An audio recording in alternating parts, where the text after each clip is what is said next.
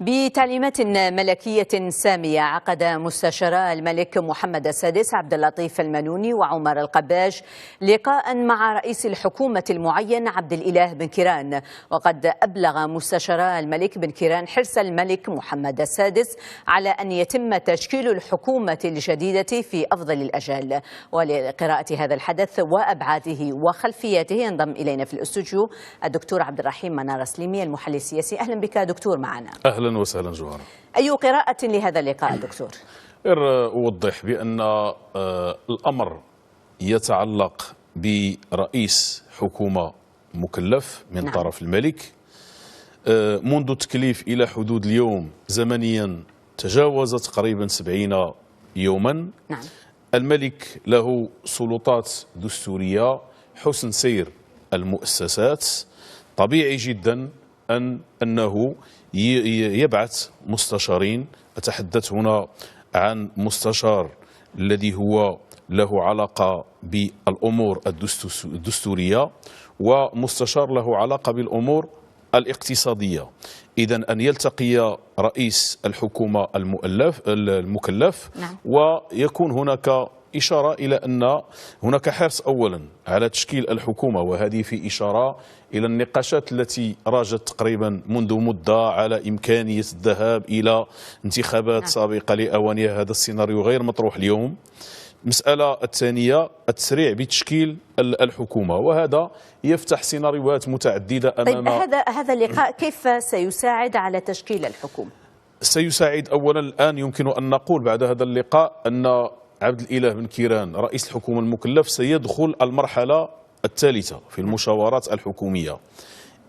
ما هي مميزات هذه المرحلة؟ مميزاتها هو أنه مسألة تسريع قد تجعله يختار أولا، لأنه مطالب بأن يحسم الصراع الموجود المتداول ما بين تجمع الوطني الأحرار وحزب الاستقلال، بمعنى أنه أمام هذا الاختيار لا يمكن للمغاربة أن ينتظروا طيلة هذه المدة في صراع بين حزبين.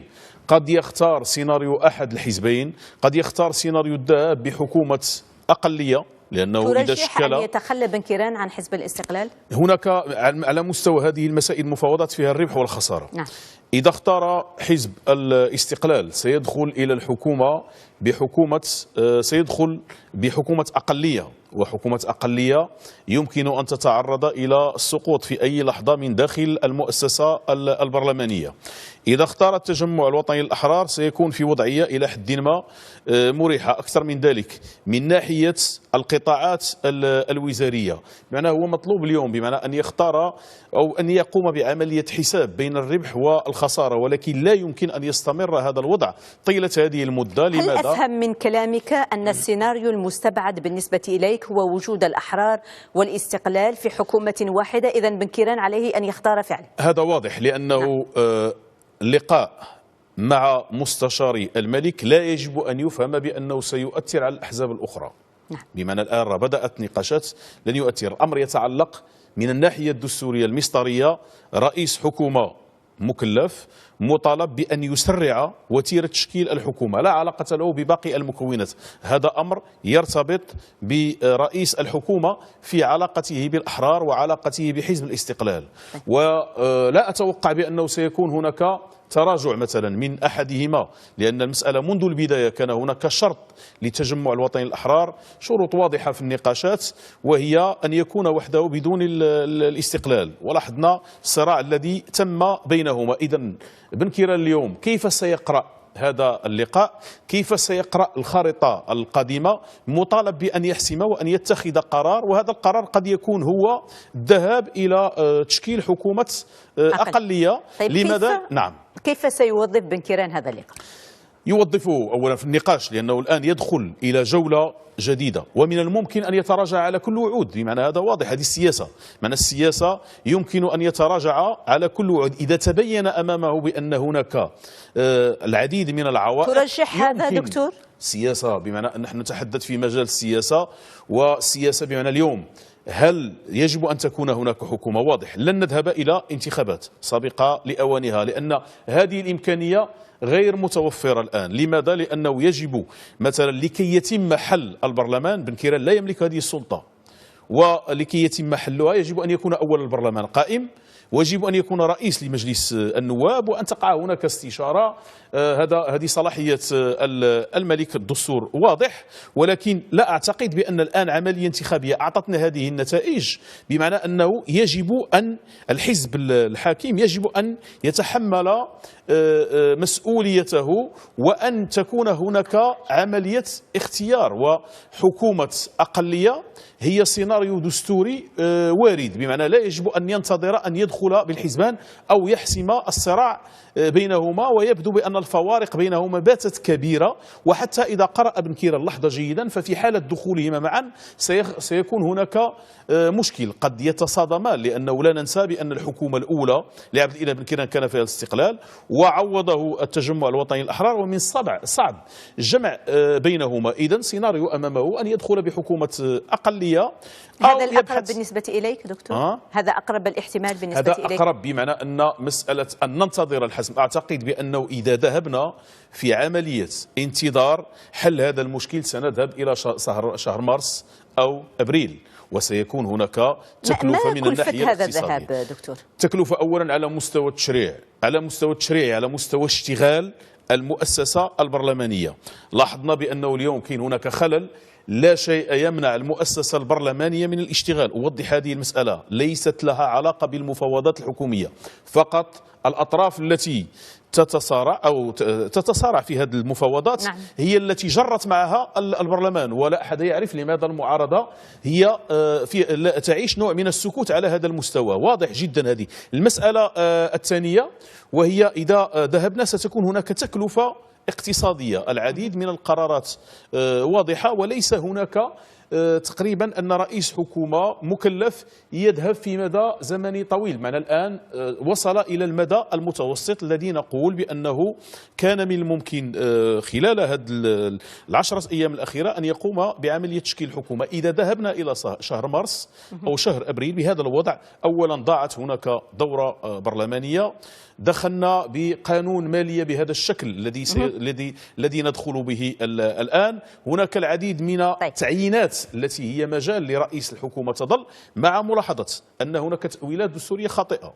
لا شيء يمنع البرلمان من التشكل، ولا شيء يمنع البرلمان من استدعاء حكومة تصريف الأمور الجارية. إذن كاين حتى نقاشات التي هي نقاشات مغلوطة من الناحية القانونية. قد يتبادر إلى ذهن المشاهد الكريم سؤال يبدو لي جوهريا: لماذا نقول أن على بن كيران أن يتخلى عن الأحرار ويذهب إلى حكومة أقلية؟ لماذا لا يقدم حزب الأحرار التنازل ويرفع هذا الفيتو عن حزب الاستقلال؟ وليتك تشرح لنا أسباب هذا الفيتو دكتور. أعتقد بأنه واضح جدا بأنه إذا دخل، هذا سؤال يطرح، إذا دخل عبد الإله بن كيران بالأحرار والتجمع الوطني الأحرار، كلاهما بالأحرار والتجمع الوطني الاستقلال والتجمع الوطني الأحرار، إذا دخل بهما كلاهما سيذهب إلى القطاعات الاستراتيجية. بمعنى هنا السؤال: ماذا سيبقى للحزب الحاكم الذي هو العدالة والتنمية؟ رأى الأمر يتعلق بحزبان لهما موارد بشرية قادرة على إدارة. تعتقد أن المشكل يطرح على الحقائب الوزارية؟ مشكل أولا على الحقائب، والمشكل أيضا على مستوى الأشخاص. لا ننسى بأن حزب كان موجود الذي هو الاستقلال خرج من الحكومة وعوضه حزب. لذا يجب أن نفهم هذه المسألة. ثم العلاقات، مثلا التجمع الوطني الأحرار يجر معه الاتحاد الدستوري، هذا أيضا مسألة مطروحة، واليوم يبدو بأنه ينسق مع الاتحاد الاشتراكي. إذن هذه تدخل في إطار يمكن أن نقول بأنها تكتيك، يمكن أن نقول بأن تكتيك سياسي في هذه المرحلة يجب أن ينتبه إليه رئيس الحكومة، لأن رئيس الحكومة مثلا لم تشرح لي دكتور لماذا يضع حزب الأحرار فيتو على حزب الاستقلال؟ ما الذي لا يرق له؟ يبدو بأن الأمر هو مرتبط بصراعات، نقولها بموضوعية، صراعات أشخاص. قد يكون هناك اعتراض على أشخاص، هذا واضح، ولكن لأن لاحظي معي بأن الكثير لا يتكلم بين السيد أخنوش وشباب. يمكن أن يكون الصراع على مستوى أشخاص، لأن كانت تصريحات. لماذا هذا الصراع؟ ما هي خلفية هذا الصراع؟ الآن لا ننسى بأن هناك عقليتان مختلفتان. إذا تحدثنا عن عقلية مثلا عقلية التجمع الوطني الأحرار عقلية مختلفة عن قيادة حزب الاستقلال. لا ننسى هذه المسألة. ولكن يبدو بأن الأمر وراء هذه الأمور هو مرتبط بالحقائب. لماذا؟ لأن الحقائب التي سيذهب إليها الاستقلال سيذهب إليها التجمع الوطني للأحرار. طيب عقلية، لاحظي معي، حزب تقوده عقلية نقابية وحزب تقوده عقلية تكنوقراطية. هناك إذا ما تمسك سيد أخنوش بموقفه ومن ورائه طبعا حزب التجمع الوطني للأحرار، هل يتحمل حزب الأحرار الوجود في المعارضة؟ أعتقد بأن الأحرار سبق له أن ذهب إلى المعارضة، كما أن الاستقلال سبق له أن ذهب إلى المعارضة. الأمر الأم لا يتعلق بالأحرار، والقرار ليس بيد الأحرار مع اختلاف التاريخ والمعطيات دكتور. لا بمعنى لا يتعلق القرار ليس بيد الاستقلال أو بيد التجمع الأحرار، القرار بيد رئيس الحكومة المكلف، هو الذي يجب أن يختار. دعيني أوضح هذه النقطة. الكثير يقول بأن بن كيران قد يذهب إلى بمعنى هذه الفكرة ديال الانتخابات سابقة لأوانها، وقلت بأن هذه الإمكانية غير ممكنة دستوريا إلا إذا تشكلت الحكومة وتم تنصيبها أو لم تنصب من طرف المجلس النواب. هذه هي الإمكانية المتاحة.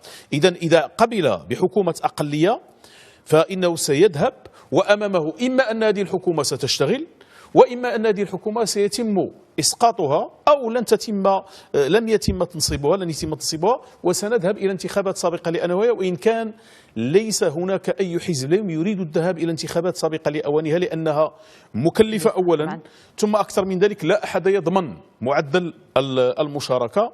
والكثير اليوم من الناحية النفسية أمام هذا المشهد بدأ يفقد بمعنى مرحلة أخرى، بدأ يفقد الثقة بمعنى مرة أخرى، الثقة على مستوى العمل الحزبي، لأنهم يلاحظون ما يجري.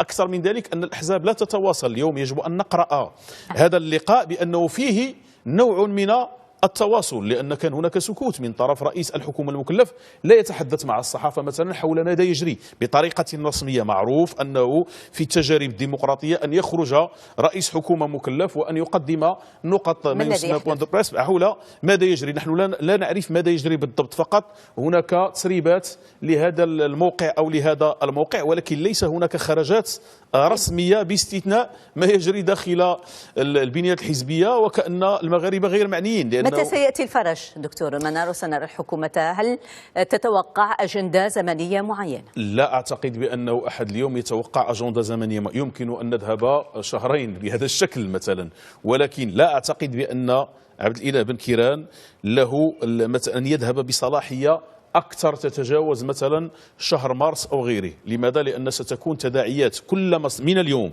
كلما ازداد الزمن على مستوى تأخر في تشكيل الحكومة، ستكون هناك تداعيات اقتصادية. ولا ننسى بأن هناك العديد من المستثمرين من الخارج ينتظرون حسن سير المؤسسات.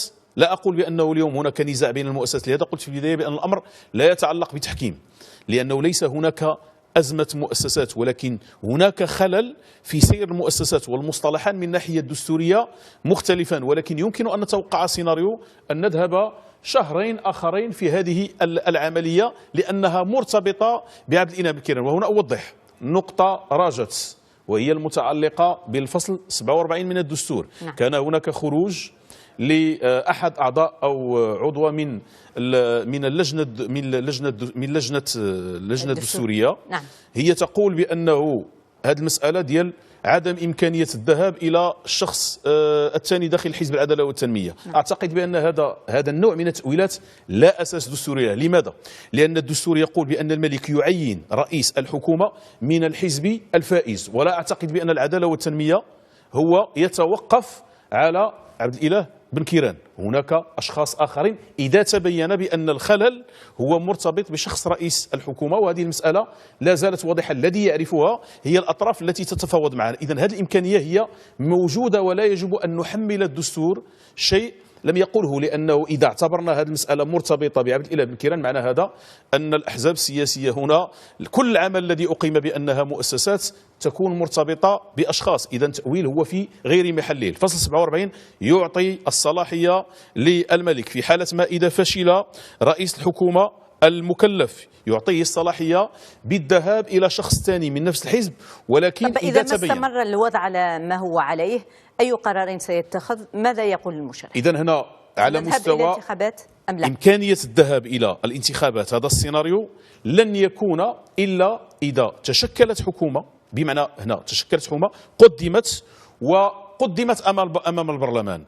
إذا البرلمان لم يقوم بعملية تنصيبها سنذهب إلى بمعنى سنذهب هنا إلى انتخابات، أو أنها إذا أسقطت من طرف البرلمان نفسه خارج هذه الصلاحيات ليس موجودة هذه المسألة، لأن الأمر يتعلق بنتائج انتخابية.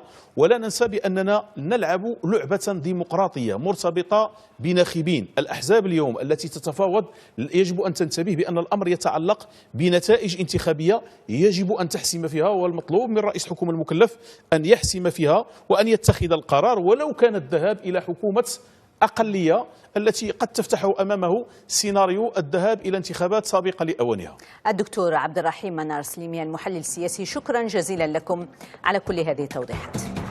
شكرا لكم مشاهدينا على المتابعة، نلقاكم بخير بإذن الله.